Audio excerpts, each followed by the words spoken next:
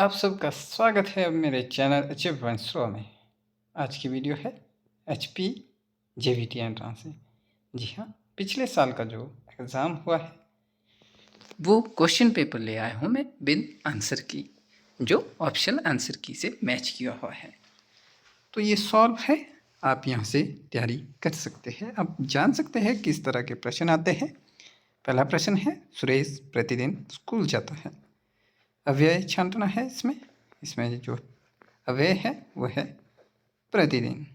अगला है अंबर का अनेकार्थी शब्द, इसका अनेकार्थी है छाया। ठीक है, आगे अनिश्चयवाचक सर्वनाम का उदाहरण देखना था, तो ये है कुछ। अगला है नमक हलाल होना, मुहावरे का अर्थ वो क्या है, कृतज्ञ होना। अगला प्रश्न, शीला ने सेब खाया, क्रिया का भेद बताइए, तो ये है कर्मक क्रिया। भाषा का मूल रूप जो है वो होता है मौखिक। सबसे पहले मौखिक में ही सिखाया जाता है। ऊष्म व्यंजन का उदाहरण है ह, चार होते हैं श श श ह। अगला है व्यंजन के साथ स्वर जिस रूप में मिला होता है उसे स्वर की खालिस्तान कहते हैं, यानी कि इसका उत्तर है मात्रा। अगला प्रश्न, शुद्ध शब्द छांटें, तो यहाँ पर जो दीपावली है वो भी गलत है, निरोग गलत, श्रीमती भी लगे, कवित्री जो है इसमें शुद्ध शब्द है। आगे ढ़ का उच्चारण स्थान क्या है, मूर्धा। सची जमा इंद्र हुआ सचिंद्र। योग रूढ़ शब्द छांटने को बोला है, तो लंबोदर। लंबोदर क्या है, योग रूढ़ शब्द। अगला प्रश्न, जंगल का पर्यायवाची पूछा है, तो जंगल का पर्यायवाची जो है वो है वामा। मत्याक्य का संधि विच्छेद मत जमा ऐक्य सी। संस्कृत से के ऐसे शब्द जो कुछ रूप में परिवर्तन के साथ हिंदी में प्रचलित होते हैं उन्हें कहते हैं तद्भव। सशस्त्र का उदाहरण, यहाँ पर सशस्त्र जो है तलवार है। भरपेट में कौन सा समास है, अव्ययी भाव। अगला प्रश्न, व्यक्तिवाचक संज्ञा का उदाहरण जो है गंगा है।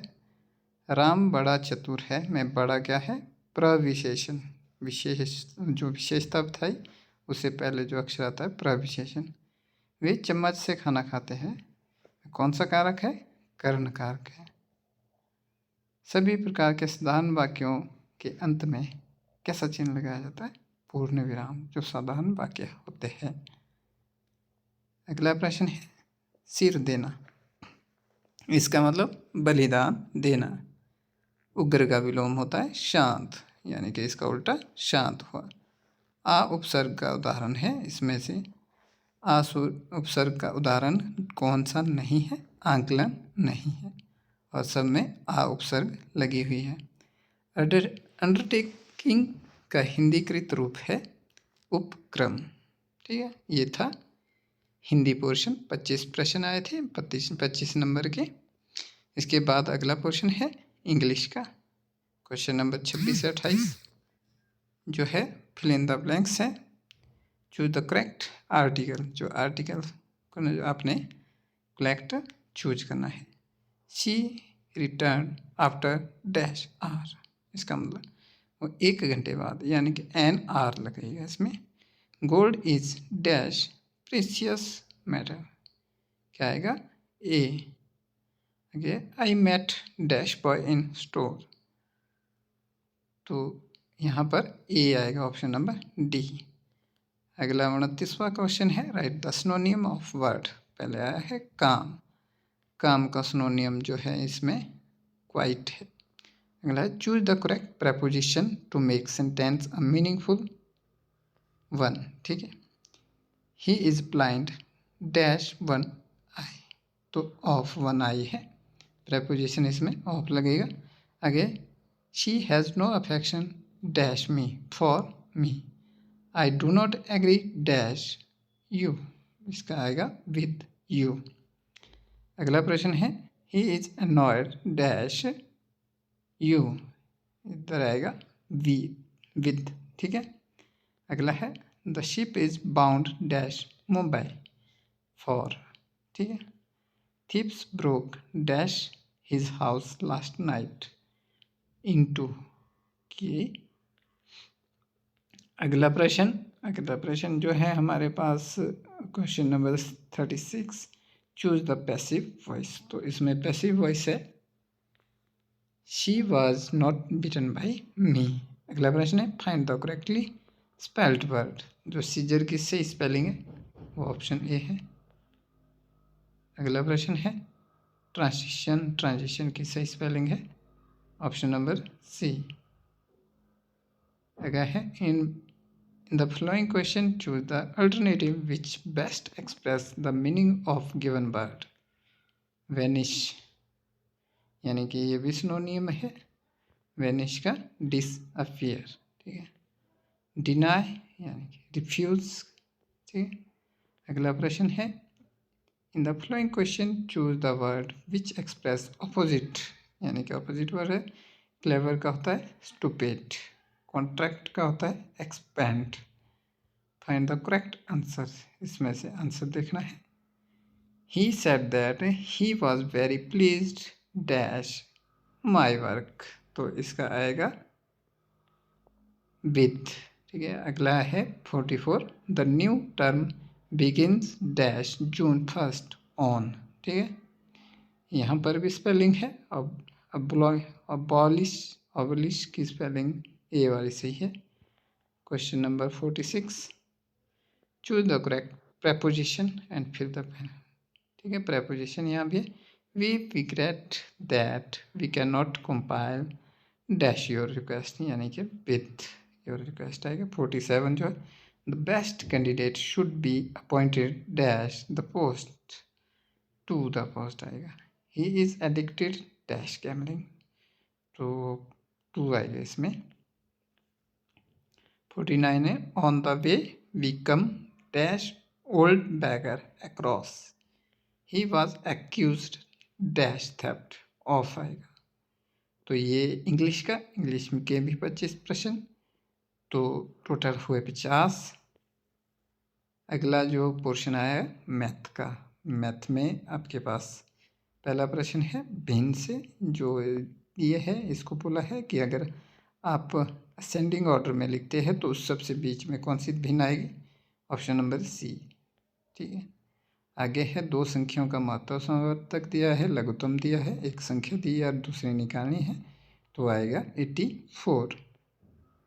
आगे है ये क्वेश्चन दिया है, ये एक फार्मूला बेस्ड है, इसका a³ - b³ वाला फार्मूला बन के ये सॉल्व हो जाएगा, तो ये 4.2। मैथ के ये क्वेश्चन मैंने सॉल्व करके वीडियो डाली हुई है, आप मेरे चैनल में देख सकते हैं।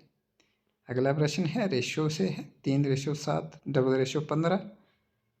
फिर अगला चौथा रेशो क्या आएगा, चौथा अनुपात क्या आएगा, वो आएगा 35।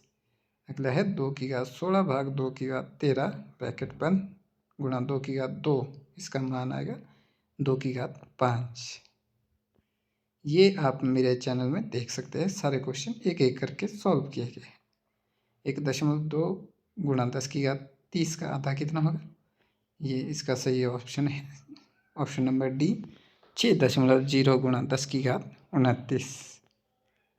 अगला प्रश्न -3/8 गुणा -7/13 का व्युत्क्रम, यानी कि इसका उल्टा कितना होगा, पहले इसको गुणा करना है फिर उल्टा कर देना है, तो इसका ऑप्शन है ऑप्शन नंबर सी 104/21। अगला प्रश्न है √16, √8, √4 का मान निकालना है, तो आएगा 8। अगला प्रश्न 100 - 300 का 20% का 40%, ठीक है। पहले 100 में से 300 का 20% घटाना, फिर 40% निकालना, तो ये आएगा 16। आगे सिर्फ फार्मूला पूछा गया है a² - b² जो होता है a + b a - b। अगला प्रश्न है 64 की घात 1/6, वो जो होता है 2। अगला प्रश्न किसी लंबी वृत्तीय बेलन के आधार की परिधि 44 है, ऊंचाई 15 है, बेलन का आयतन पाई की वैल्यू यहाँ दी गई है, आयतन आएगा 310। 10 संख्याओं का माध्य 0 है, यदि इन संख्याओं में 72 और -12 सम्मिलित किए जाएं तो नया माध्य भी क्या होगा, 0 ही होगा। सरलीकरण करने को आया है, ये मिश्रित भिन्न है और ये आएगा 42.5। आगे दोबारा से अनुपात में दिया है, दो संख्याओं में अनुपात दिया है 3:5। यदि दोनों संख्याओं को 10 बढ़ा दिया जाए तो अनुपात 5:7 हो जाएगा। तो संख्याएं निकालनी थी, ये आएगी 13 और 12। आगे प्रश्न संख्या जो अपनी संख्याएं दी हुई है इसमें से माध्य निकालना है, तो माध्य है इसका ऑप्शन नंबर बी। एक वृत्त की परिधि दी गई है और चतुर्थांश का क्षेत्रफल पूछा गया है, तो आएगा ऑप्शन नंबर सी 77/8।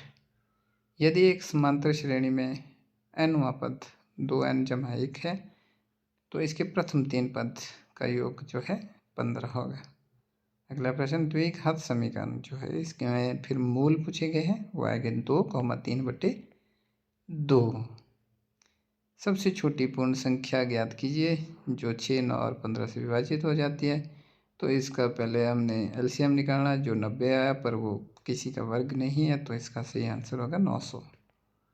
किसी वर्ग की भुजा की लंबाई क्या होगी जिसका क्षेत्रफल दिया गया है, तो भुजा ऐसे निकलेगी 21। कौन सी पूर्ण वर्ग संख्या है, तो ये 1296 है। ए और बी का वैल्यू निकालनी है, तो ये ऑप्शन नंबर ए है।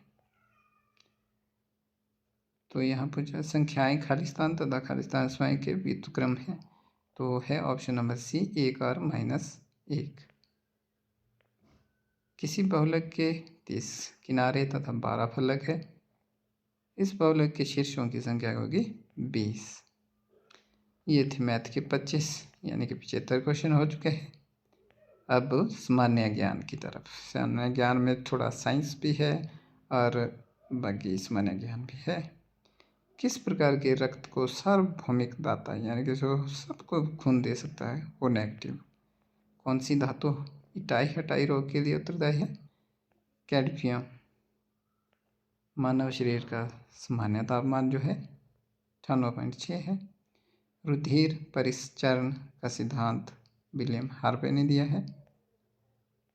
रिंग खेल किस खेल से संबंधित है? Ring, boxing ring. Indra Kila Kullu में है। चंबा में अंतर्राष्ट्रीय मेला कौन सा था? मिंजर मेला। बाबा कांशीराम को पहाड़ी गांधी की उपाधि किसने दी थी? ये दी थी जवाहरलाल नेहरू जी ने। हिमाचल प्रदेश की तैरती हुई झील कौन सी है? पराशर झील। सुकेती जीवाश्म पार्क कहाँ है? सिरमौर में। औद्योगिक नगरी, हिमाचल की औद्योगिक नगरी किसको कहा जाता है? तो बद्दी को। हिमाचल प्रदेश की शीतकालीन राजधानी धर्मशाला। हिमाचल प्रदेश का सूर्य मंदिर कहाँ है? नीरथ में। हिमाचल प्रदेश स्कूल शिक्षा बोर्ड की स्थापना 1969 में हुई है। हिमाचल प्रदेश की सबसे बड़ी प्राकृतिक झील जो है रेणुका झील है। प्रकृति का सफाई कर्मी किसे कहा जाता है? गिद्ध को। राष्ट्रीय पर्यावरण अभियंत्रण अनुसंधान केंद्र कहाँ है? नागपुर में। भोपाल गैस त्रस्ती जो 1984 में हुई है, कौन सी गैस का रिसाव हुआ था? Methyl isocyanate. ओजोन दिवस कब मनाया जाता है? 16 सितंबर को। ऑपरेशन फ्लड किससे संबंधित है? वाइट रेवोल्यूशन से यानी कि श्वेत क्रांति से। चंद्रयान 3 के लैंडर का नाम क्या था? विक्रम। एक बाइट में कितने बिट्स होते हैं? 8। भारत में स्थानीय स्वशासन के जनक कौन है? Lord Ripon. नौटंकी किस प्रदेश की कला है? उत्तर प्रदेश की। और ये लास्ट प्रश्न है, निम्न में से भारत का सबसे ऊंचा झरना कौन सा है? तो यह है जोग झरना। तो ये थे पिछली साल जो जेवीटी एंट्रांस में आए हुए टोटल 100 प्रश्न। 100 प्रश्न आते हैं और 2 घंटे का टाइम होता है, तो हर प्रश्न के लिए 1 मिनट से ज़्यादा समय लगता है। आराम से अपने क्वेश्चन को समझना है, पढ़ना है, फिर सॉल्व करना है। इस तरह से आप सरकारी सीट पा सकते हैं। ऐसी ही वीडियो को देखने के लिए मेरा चैनल अचीवर पॉइंट्स सब्सक्राइब करना ना भूलें। धन्यवाद।